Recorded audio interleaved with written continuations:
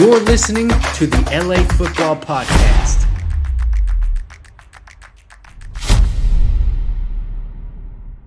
What's going on, Los Angeles? Welcome to the LA Football Show right here on the LA Football Network and live on the mightier 1090 ESPN Radio. Thank you all for tuning in, making us a part of your day. This is going to be your Chargers segment of the show. What up, Bolt fan? Welcome back to the show. Excited as always to get into it. And as always, joining me, my better half, the Madman. What's up, Jamal? How we doing, brother? Doing well, Rye. Excited to always chat with you. It's a fun Friday in the sun, and the off season never rests, it seems, which we love. So we can kind of keep talking about things, and excited to be getting deeper with the Chargers. Yes, absolutely. So it's been beautiful lately out in the Southland, and the sunshine. My office where I go to has been so freezing that I literally yesterday went to the corner of the street. I probably look like a lunatic down in downtown Pasadena. Walked to the corner because it was sunny, and I just stood there for 5 minutes in the sun, just de-thawing from my 60-degree office. But it felt great. I mean, it was only 65 outside, but that California sunshine has been nice after those, couple weeks of rain. So happy to have that back. One thing that never left, has always been here, is our friends at BetOnline. Head to betonline.ag today. Use our promo code BELIEVE. That's BLEAV. Gets you a 50% welcome bonus. That's 50% welcome bonus on your first deposit.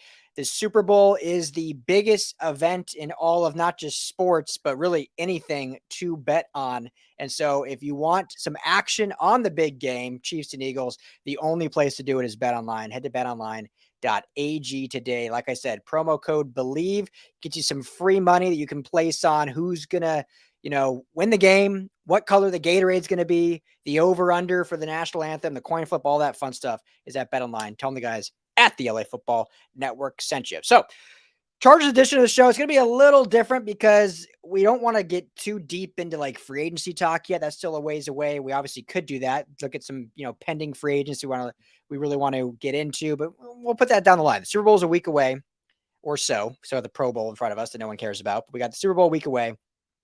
We just had another big coaching hire in the AFC West. So Jamal, let's talk a little bit kind of about what's going around in the surrounding teams of the Chargers and the implications for our Chargers. That's kind of what our focus will be on today. So let's start with Sean Payton. Broncos hire Sean Payton, the guy that almost every Chargers fan wanted basically since week 5.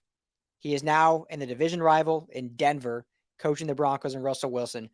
Before we talk about what that means for the Chargers, what were your initial thoughts on the hire? Did you like it for the Broncos? Being subjective here, what do you think of the move?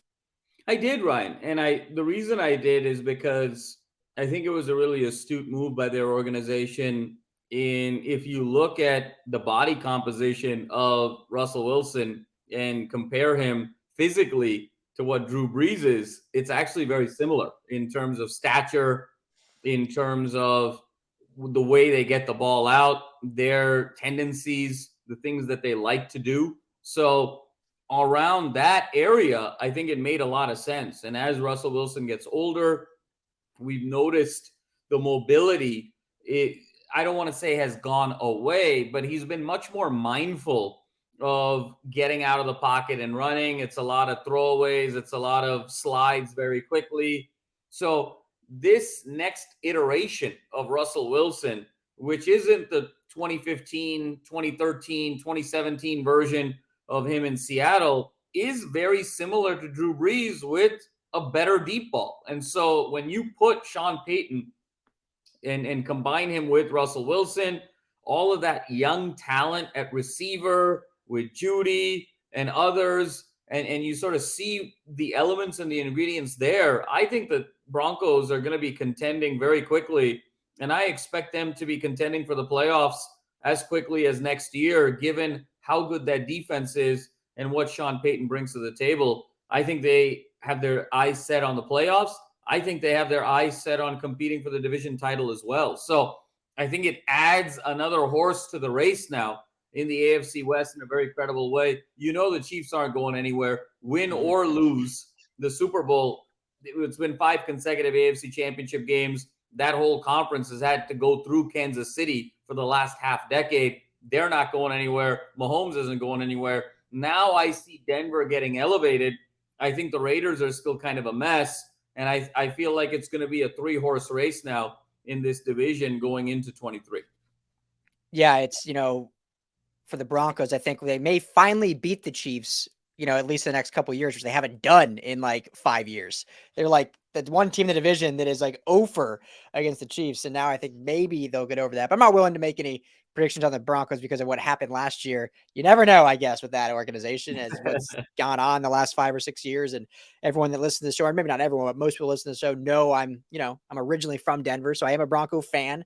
I'm fine admitting that. We cover the Chargers, but I can cover them subjectively because of that, which I think is good. But, when you look at this move, and before I look at it from the Chargers perspective, for the Broncos, so I going into this coaching hire for the Broncos, I thought, you know what, Sean Payton would be great.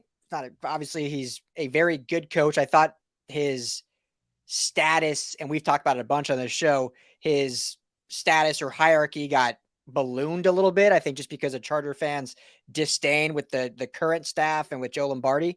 But Sean Payton is a very good coach. I mean, he's had basically 2 seasons total since he's been a head coach in New Orleans where his offense was in the top 10. He's made the playoffs many, many times. He's had some other years, but not too many losing seasons. So overall, a good coach. And at least you're getting a track record with him. Whereas hiring a first-time head coach can be a great move, or it can be like last year with Nathaniel Hackett and a complete dumpster fire. So at least you're going to have at least some semblance of structure and a system that's been viable in this NFL. So for the Broncos' sake, I think it was a definitely good hire based on they wanted Jim Harbaugh. He went back to Michigan.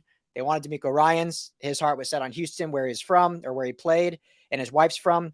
And so then as a third option, not necessarily a pretty good third option, being Sean Payton. And when you look at the compensation, because that was the big thing, right? When we were talking about with the Chargers, it was like, A, are they going to fire Brandon Staley? Obviously they did not. B, Sean Payton literally runs the offense that Joe Lombardi was running, which he would do it a better job. I'm not disputing that, but it's still not an offense that we and you talked about that I don't think Justin Herbert fits in. And you just said, I think it's going to fit Russell Wilson really nicely. But C, would the Chargers give up the compensation for Sean Payton? And when you see the deal and a first round pick, a second round pick, and they get a third round pick back. So from the Chargers perspective, I think we knew all along they were never going to give that up. They don't give that up for players, let alone a coach. They weren't going to give up a first and a second to get a third back and the coach.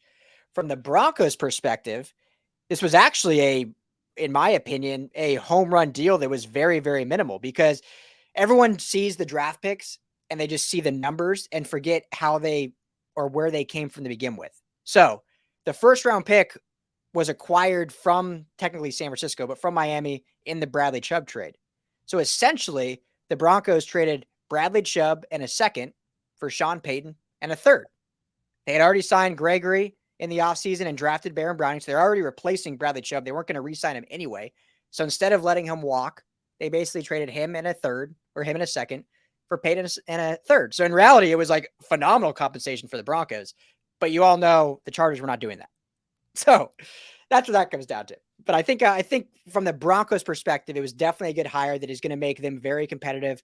Again, I'm not willing yet to make predictions because of what happened last year, but it can't get much worse. The defense is still going to be great. And Russ is going to be at least better. Maybe I don't think he's cooked like many people think. I just don't believe you fall off that much from one year to the next. However, I don't think he's necessarily going to be in that elite echelon anymore. But as you alluded to, Jamal, and I'm getting long-winded here, so I'll toss it back to you right after this. Drew Brees, arguably one of the greatest quarterbacks of all time, top 3 statistically. His last 4 or 5 years, he was not the same Drew Brees in terms of arm talent and athleticism, but he still was able to be very statistically great in this system. And so I think that's what we'll see from Russell Wilson. For sure, Ryan. And I think, again, now you have to look at the AFC and the pecking order. And obviously things begin with Kansas City and Mahomes. And now you've got Joe Burrow and Cincinnati, I think, proving that they're a very worthy challenger now 2 consecutive years, having gone at least to the AFC Championship game. You've got the Bills and Josh Allen, obviously Herbert, Trevor Lawrence. So the Broncos needed to do something to really upgrade and bolster Russell Wilson's ability to be effective, just given the murderer's row that is at the quarterback position. So you talked about the compensation, which is huge in terms of value that the Broncos got when you say kind of net what ends up happening. And for me, it's matchup. And now they, I think, are in a position to finally match up with some of these teams that are high octane. The Broncos were sort of a Shakespearean tragedy last year in terms of how well their defense played. And you knew how the movie was going to end basically every week, that they ultimately were going to get exhausted at the end and lose the game on a last drive or a field goal or some bust or some leak, because you just can't be throwing a perfect game week in and week out on the defensive side of the ball in this modern NFL. So now Sean Payton gives you that margin for error in theory. And again, 35-plus-year-old Russell Wilson, 35-plus-year-old Drew Brees, very similar quarterbacks. And so in that sense, I think Payton was a real home run hire. And I think the Broncos are going to be there. And I think now, who is the ultimate challenger in the AFC West to the Chiefs? I think we always assumed it was the Chargers. That's what the going in assumption was this year. Now that becomes a real conversation about, is it the Broncos? Is it the Chargers? And I think the Chargers now have 4 very competitive division games going into next year. That's going to be a dogfight. So let's do this. I think we all agree Andy Reid's, if we rank the AFC West coaches, there's no doubt Andy Reid's won. Anyone that says otherwise, 5 straight AFC championships. Who would you go then 2, 3, 4 out of the rest? You got obviously Sean Payton, Brandon Staley, and McDaniel out in Vegas. Ryan, I mean, I think it's pretty clear that it goes Payton, then Staley, and then McDaniels. I mean, I don't know if there's a ton there in terms of controversy. Payton, even if he is a little bit overrated as a coach, and I think you and I believe that to be the case, he's still a Super Bowl winner. And there's very few guys in the league that can say that. It's one of the reasons why I felt very good about Jacksonville at the start of the year, Ryan. And we talked about that game when the Jaguars beat the Chargers week 3. And we said, hold on, the Jaguars might actually be a playoff team this year. People are really sleeping on Doug Peterson. And so I think Sean Payton is automatically elevated to that number 2 spot. Staley, of course, up-and-comer, rising star, big year to prove. And then McDaniels is McDaniels. He's in the words of George Costanza on Seinfeld, he said, a solid 2.3 GPA. He's not falling behind. He's not showing off. And that's Josh McDaniels. He is the George Costanza of an architecture school in this AFC West coaching hierarchy.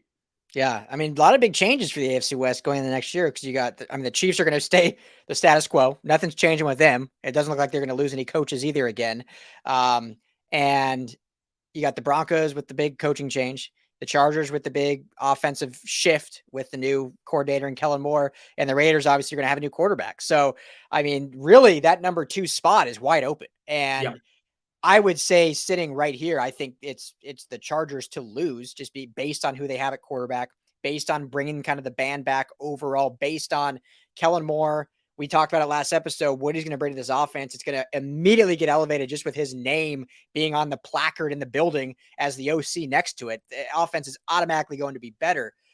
So it's the Chargers to lose, but you're having the 2 other behind them have a big lift at coach and at quarterback. So it's not going to be as I think we all expected going into this past season. It was going to be a dogfight for that number 2 spot. And maybe one of the teams, maybe it was the Chargers, maybe it was the Broncos, would challenge the Chiefs, but it ended up being the Raiders and Broncos just didn't do anything that we expected. And the Chargers obviously had their own roller coaster of a season, where now this next year, and again, we don't know who's going to be the Raiders quarterback yet. That is still to be determined.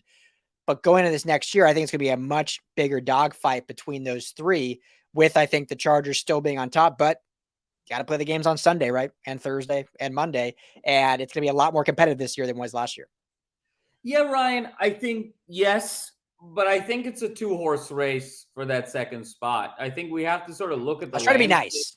was trying to be nice. No, and more power to you for that. I think we have to look at the landscape of quarterback in the NFL, and I think we're depending on what happens with Aaron Rodgers, whether he chooses to continue or retires. Let's say Rodgers retires.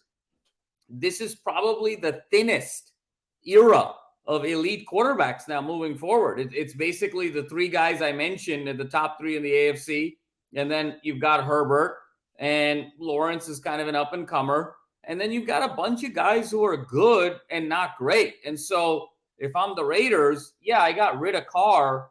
But unless Aaron Rodgers is walking into that door, I mean, who's supposed to quarterback this team that's going to significantly elevate me? That person just doesn't exist in the world right now because that position is so thin. So if it's sort of Aaron Rodgers or bust in my mind for them to be a contender. And if it's not going to be number 12, I think they're again going to be distantly in last place. And I think also, Ryan, we sort of go through this every year in the NFL.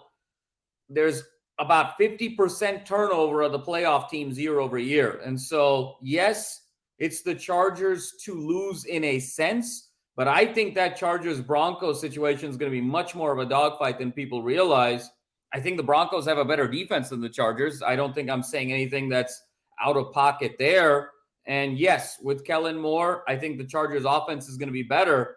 But you look at receiver, you look at running back, the Broncos are no slouch at those skill positions. You look at the line, that delta between the Chargers offense and a potential Broncos offense with a guy who knows what he's doing in Sean Payton, I don't think is going to be all that significant.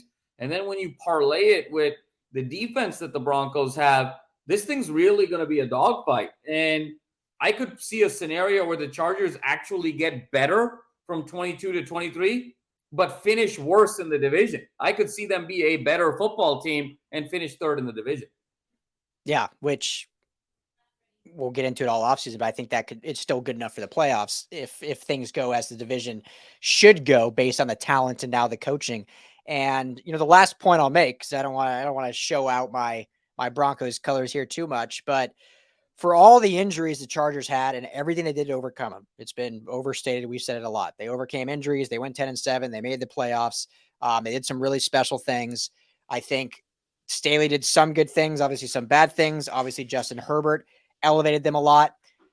Now, the Broncos obviously did not overcome them, but the Broncos had more injuries than the Chargers. They had the most players on IR in the entire NFL. And so when you look at it like that, and all those guys are coming back, you're starting left tackle, you're starting right tackle, you're starting center, you're starting edge rusher, you're starting receiver, you're starting running back, all these guys that were gone all year. You're getting all that back with the better coach, basically just saying what you're saying, that they're going to be a much, much, much better team that's not going to have a lot of the rookie head coaching mistakes. They lost. There was, I don't know, I'm sure Chargers fans have heard this, but if not, they, at one point in the season, I want to say it was week 10 or 11, if they had averaged 18 points a game, they would have been 9-1. Yeah. By averaging 18 points a game, they would have been 9-1. That's insane. So their entire defense is coming back. And now that Vic Fangio went to Miami, and it's looking like Indy is going to be either Jeff Saturday or Raheem Morris. Arizona is kind of the wild card, but it's looking like most likely Evero will be back as DC for the Broncos, which will be huge for them. And that means that team's just going to be a lot better and a lot more competitive, and which makes the rivalry between the Broncos and Chargers that hasn't really been that great for the last 5 or 6 years, just because the Broncos have not been good. The Chargers have been up and down. And now we can get back to the glory days when it was, I don't want to say this was the glory days, but Jay Cutler and Phillip Rivers or some of those earlier years with LT and then end of John Elway's career, where LT got started like right after John Elway. But you guys know what I'm trying to say. So those days I think are coming back this year, which is going to be a lot of fun. Yeah, Ryan, I think there's no doubt about that. And we have to sort of remember where some of these other playoff teams were just a year ago. I mean, the Jaguars won 2 games. They were in the divisional. The Eagles won 9 games. They're now in the Super Bowl. So look where the Giants were last year. So when we're talking about these teams that not only made the playoffs but made noise and where they were a year ago, I don't think it's far-fetched at all to think that the Broncos are playing for a playoff spot. They're playing for a threat to the division title, and they're playing to win a playoff game. And I think the Chargers are in that exact same boat. And I think it's going to be extremely compelling in 23. Yeah, so we'd love to hear from you Chargers fans, because obviously Sean Payton was the hot topic all season long. That's who everyone wanted. The rumors started swirling. It came out that he wanted an LA team. He obviously lives out here in LA now, working for Fox. And there's, I mean, who wouldn't love Justin Herbert? But obviously it was known that he would love to work with Justin Herbert. And now he goes to division rival in Denver. So what are your guys' thoughts? Are you mad about it? Are you okay with it based on what Staley did with Kellen Moore at OC?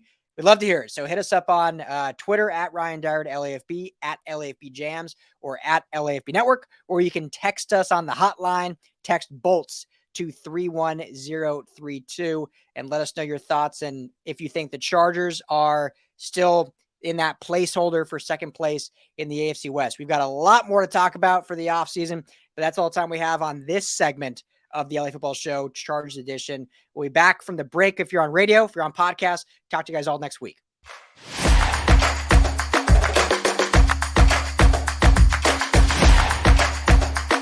You're listening to the LA Football Podcast.